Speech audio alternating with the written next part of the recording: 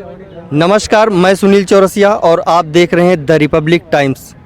आज हम बात करेंगे दीपिका पादुकोण के ऊपर और उनके साथ दिया मिर्ज़ा का भी नाम आया है। तो आइए हम बात करते हैं, हमारे साथ दिल्ली के कुछ लोग हैं, उनका इसके बारे में क्या कहना है और दिल्ली की जनता का इसके ऊपर क्या राय है। सर नमस्कार। जी नमस्कार।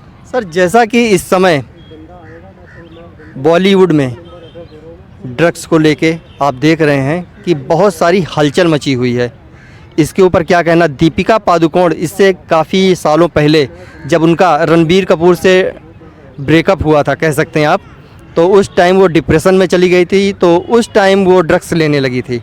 उसके बाद उन्होंने कन्फेस भी किया कि मैंने ड्रग्स लिया था। उसके बाद उनका नाम दोबारा से ड्रग के इस एंगल में आ रहा है, इसके बारे में क्या कहना आपका। देखिए, सच तो ये है कि ये कहना उचित नहीं है कि बॉलीवुड में सारे लोग नशेड़ी हैं। हाँ, कुछ लोग हो सकते हैं जो इस तरह से नशा का इस्तेमाल करते हों, लेकिन सबसे बड़ी बात ये है कि जिस मामले को लेकर के ये जितने भी नशा से संबंधित लोगों के नाम सामने आ रहे हैं, वो मूल मुद्दा पीछे कहीं छूटता हुआ दिखाई दे रहा है। बात चली थी सुशांत सिंह की हत्या से, और सारे लोग चाहते थे, देश का पूरा नागरिक, चाहे वो बिहार के लोग हों या बिहार से अलग उनको चाहने वाले लोग हों, सारे लोग चाहते थे कि हमें ये जानकारी मिले कि सुशांत सिंह की हत्या हुई है या उसने आत्महत्या की है। बड़े उत्सुकता से लोगों ने देखना शुरू किया जब सीबीआई बीच में आई तो, लेकिन अब वो मुद्दा पीछे छूट के एक दूसरा एंगल आता हुआ इसमें दिखाई दे रहा है, नशे का कारोबार। एक चीज़ मैं नशे के बारे में, अपने हिंदुस्तान के लोगों के बारे में मैं आपको बता दूं कि लॉकडाउन के बाद में आपको याद है कि सबसे पहले कौन सी दुकानें खुलनी शुरू हुई थी? शराब की। सरकार ये मानती है कि ये ज़रूरी है और सबसे पहले सरकार उसी पे ध्यान देती है। मतलब ये कि सरकार को अपने राजस्व को बनाए रखने के लिए सबसे पहले शराब के कारोबार को चालू करना पड़ा, पहली बात। और दूसरी बात कि जो नशे के बारे में, या आजकल देख रहे हैं कि सिगरेट में डाल के या गांजा पीने की बात, या उसको चरस के रूप में थोड़ा सा परिष्कृत बना देने के बाद में वो चरस हो जाता है। आपको जानकारी होगी कि हिंदुस्तान में गांजा संघ है। गांजा संघ इसलिए बनाया गया क्योंकि गांजा एक औषधीय पौधा है और उनका डिमांड ये है गांजा संघ का, वो बजाबते सरकारी उसको मान्यता मिली हुई है, उसका डिमांड ये है कि गांजा को हिंदुस्तान में अवैध नहीं वैध घोषित किया जाए, क्योंकि इसमें बहुत सारे औषधीय गुण होते हैं। उसको अवैध जिस तरह से करने की बात है। आप उत्तर प्रदेश में चले जाएं, उत्तर प्रदेश में आपको तकरीबन 60% लोग आपको भांग खाने वाले और गांजा पीने वाले लोग मिल जाएंगे। सवाल ये है कि नशे का कारोबार, जो फिल्म इंडस्ट्री के नशे की बात हो रही है, उसमें दो तरह की नशे की बात हो रही है। एक वो जो बहुत बड़े लेवल की बात हो रही है और एक सामान्य लेवल की बात हो रही है। आप हमें ये बताएं कि ये चरित्र हरण के अलावा और क्या है कि आज से पहले जो अभिनेत्री स्वयं ये चीज़ स्वीकार की हो कि मैं कभी चली गई थी, इस तरह से मैंने इस्तेमाल किया, आज उसे कौन सी सज़ा दे देंगे आप? मैडम, इसके बारे में आपका क्या कहना है? जिस प्रकार से दीपिका पादुकोण ने अपनी शादी के पहले कन्फेस किया था कि मैंने ड्रग्स लिया है, तो उसके बाद अब इतना हंगामा क्यों हो रहा है? देखिए, मैं इस मुद्दे पे यही कहूँगी कि एक तो पहले तो नशा करना किसी के लिए भी सही नहीं है और उनके लिए भी सही नहीं है, क्योंकि वो पहले से कन्फेस कर चुकी हैं कि वो डिप्रेशन में रह चुकी हैं। तो उस टाइम में अगर वो उनके लिए लेना ये सही नहीं है और उनको ये लेना भी नहीं चाहिए। बस मैं यही कहना चाहूँगी कि नहीं लेना चाहिए। तो इस टाइम जिस प्रकार से सुशांत सिंह राजपूत का मुद्दा था, सुशांत सिंह राजपूत के मुद्दे से हटकर पूरी तरह मुद्दा ड्रग्स के ऊपर आ गया है, मीटू के ऊपर आ गया है। कल अनुराग कश्यप के ऊपर पायल घोष ने ये इल्ज़ाम लगाया, उनके नाम FIR भी करवाया कि काम लेने के दौरान उन्होंने हमारा बलात्कार किया। क्या कहना है इसके ऊपर? देखिए, ऐसे जो दरिंदों को तो सख्त से सख्त सज़ा मिलनी चाहिए। ये हमारी जो सिस्टम है, ये उनकी रेस्पॉन्सिबिलिटी बनती है कि कितने फास्ट ट्रैक मोड में जो औरतें हैं उनको किस तरह से मतलब जस्टिस डिलीवरी हो। और हमारे अभी फास्ट ट्रैक कोर्ट भी बन चुके हैं काफ़ी सालों से, जब से निर्भया का हत्याकांड हुआ था उसके बाद से ही फास्ट ट्रैक कोर्ट हमारे देश में बन चुके हैं। और इसके लिए अभी भी मतलब बहुत सारे रिफॉर्म हैं जो हमारे देश को और हमारे सरकार को करना चाहिए इसके रिगार्डिंग। सर, जैसा कि आपके सामने इन्होंने बोला कि ये सारा कुछ होना चाहिए, तो पायल घोष के बारे में आप क्या कहना चाहेंगे? देखिए, सबसे बड़ी बात ये है कि क्या इसमें आपको नहीं लगता कि राजनीतिकरण हो रहा है इसका? मूल मुद्दे से भटकाने की कवायद है। महाराष्ट्र में जो देश में अभी सरकार है भारतीय जनता पार्टी की, महाराष्ट्र में अभी विपक्ष की भूमिका वो निभा रही है। क्या विपक्ष द्वारा प्रायोजित एक राजनीतिक प्रोपगंडा नहीं है? आपको ऐसा नहीं लगता? पायल घोष की बात है, पायल घोष हो, चाहे दीपिका पादुकोण हो, या फिर कुछ दिन पहले थोड़ा सा पीछे चले जाएं तो आमिर खान हो, ऐसे लोग जो विरोध के स्वर को मुखर करते हैं हिंदुस्तान में सरकार के खिलाफ, उनको एक तरह से उनकी आवाज़ को दबाने की ये कवायद भर है। दूसरी चीज़, सर क्या आपको लगता है कि हिंदुस्तान में वास्तव में डर लगता है रहने के लिए? नहीं, ये कहना उचित नहीं है। तो अभी आमिर खान ने यही स्टेटमेंट दिया था कि उनकी बीवी को, उनके बच्चों को लगता है कि हिंदुस्तान रहने लायक जगह नहीं है। जिस हिंदुस्तान ने आमिर खान को आमिर खान बनाया, यहाँ के ऑडियंस ने उनको आमिर खान बनाया, ऐसे आमिर खान नहीं बन गए। तो क्या आपको लगता है कि एक जिम्मेदार आदमी का इस तरह का बयान देना कि हिंदुस्तान रहने के लिए सेफ जगह नहीं है?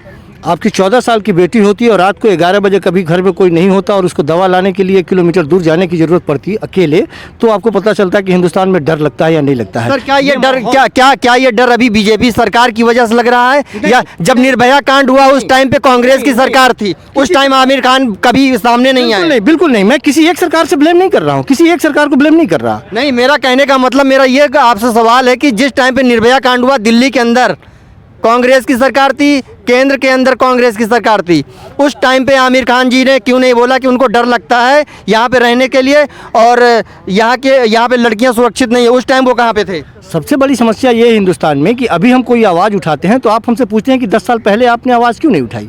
10 साल पहले आपने सवाल, कोई गलत सवाल तो नहीं है? नहीं, मैं वही पूछ रहा हूँ कि 10 साल पहले आपने सवाल किया था हमसे?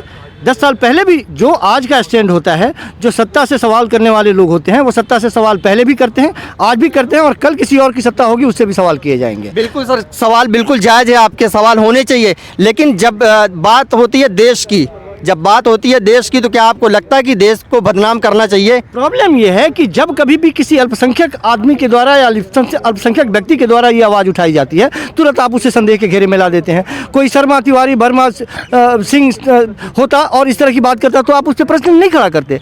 बिल्कुल खड़ा होता। ऐसा होता है हिंदुस्तान में। पिछले कुछ वर्षों से आप इतिहास उठा करके देख ले, पिछले कुछ वर्षों से ऐसा हुआ है कि आपके नाम के टाइटल की वजह से आपको प्रताड़ित करने की कोशिश की जाती है। मेरा सिर्फ ये कहना है कि अभी सुशांत सिंह की मौत को लेकर के जिस तरह से ये ड्रग का एंगल निकल रहा है, आप हमें ये बताइए कि सुशांत सिंह सर, आप जहाँ पर धर्म विशेष की बात करते हैं तो अनुराग कश्यप जाति से हिंदू हैं, धर्म और जाति से हिंदू हैं, उन्होंने भी इसके खिलाफ आवाज़ उठाया। महेश भट्ट ने आवाज़ उठाया, उनको भी हम लोगों ने बोला, उनको भी मीडिया ने बोला कि वो देश के खिलाफ बोल रहे हैं। आप ऐसा कैसे कह सकते हैं केवल आमिर खान को टारगेट किया जा रहा है? मैं सिर्फ यही कह रहा हूं कि सरकार के विरोध की बात मैं कर रहा हूं। मेरे लाइन को अंडरलाइन कीजिए, मेरे स्टेटमेंट को। मैं कह रहा हूं कि सरकार के विरोध में जो आवाज़ निकलती है उस आवाज़ को दबा देने की कोशिश की जाती है। मेरी शिकायत यह है, आप सुनेंगे नहीं। आप संसद के शीतकालीन सत्र से आप क्वेश्चन आवर निकाल देते हैं। जब आप सवाल ही नहीं सुनना चाहते हैं तो आपके पास बचता क्या है? आप कल की बात देख लीजिए, 3 दिन पहले की बात देख लीजिए, जिस तरह से पिछले दरवाजे से विधेयक लाया गया, एक विधेयक को ला करके और पारित करने की जो कोशिश की गई। आपको लगता है कि ये विधेयक गलत है किसानों के लिए? बिल्कुल।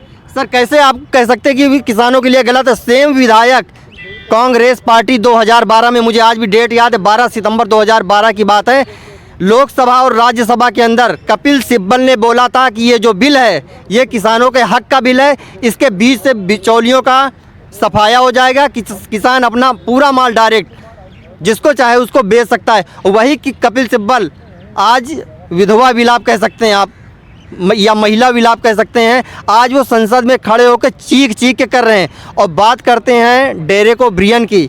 तो क्या लगता है कि उनको उसकी कॉपी फाड़ के सभासद महोदय के ऊपर फेंकना चाहिए था?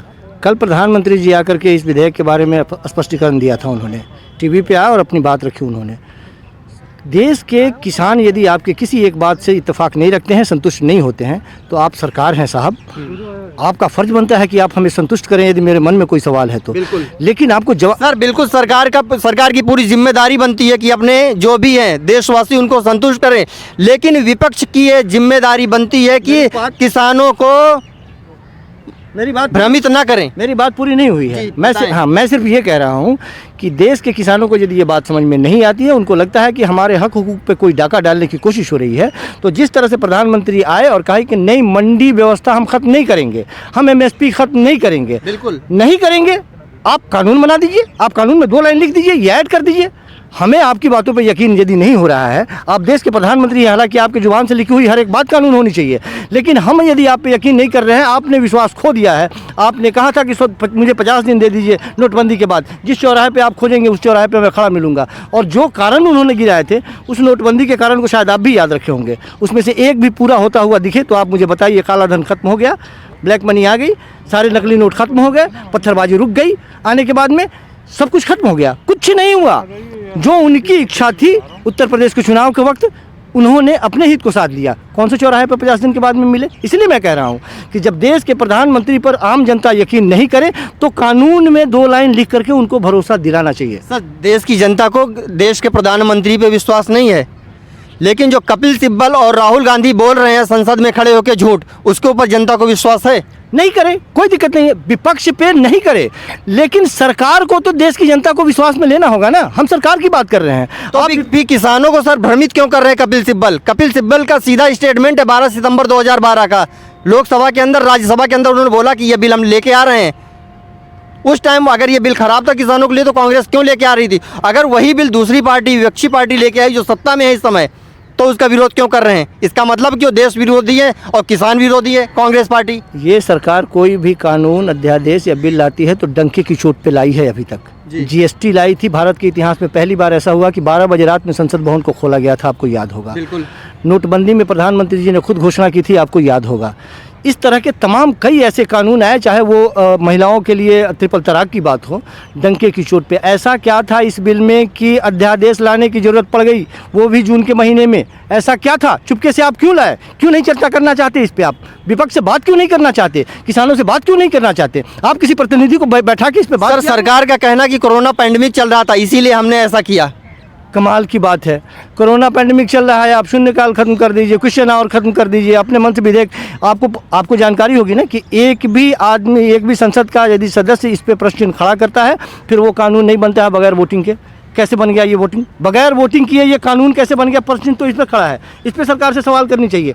आज विपक्ष के लोगों ने एक अभी प्रतिनिधिमंडल बना करके माननीय राष्ट्रपति जी से मुलाकात की है, देखिए क्या नतीजा निकलता है। क्या कहना मैडम इसके बारे में आपका? यही कहूँगी कि मतलब गवर्नमेंट की रिस्पॉन्सिबिलिटी बनती है कि जो हमारे पूरे देश की जनता को ध्यान में रखते हुए जो भी किया जाए वो बहुत अच्छे तरीके से किया जाए। चलिए, बहुत बहुत शुक्रिया हमसे बात करने के लिए। तो दोस्तों, जैसा कि देखा, ये थी दिल्ली की जनता। तो आगे की अपडेट के लिए भी देखते रहिए द रिपब्लिक टाइम्स। नमस्कार।